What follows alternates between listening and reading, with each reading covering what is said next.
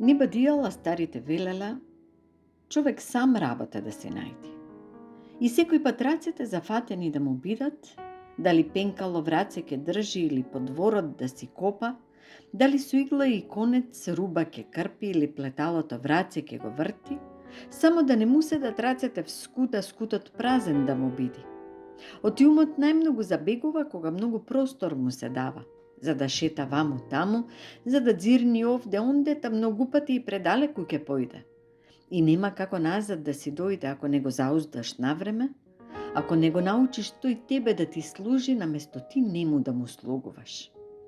Арно рекле старите, оти тие умни биле и знаеле дека човек најмногу страда ако снагата му лежи по цел ден, ако рацете само за украс му се, да секогаш наоѓале што да прават, насади цвеќе, собери овошјето, зачисти подома, прочитай книга. Оти колку поќе човек работи, толку животот поисполнет му е. И некако внатре, внатре во душата поубаво му е и сонот му е поспокоен, мислата му е почиста, да сета мудрост од старите да ја имаме. Или барем некако да поднаучиме, оти нема работа која не вреди и нема работа која не чини. Ако себе во неа се внесиш, ако честно ја работиш, за честно да си заработиш. Оти посладок е лебот кој сам на маса си го принел.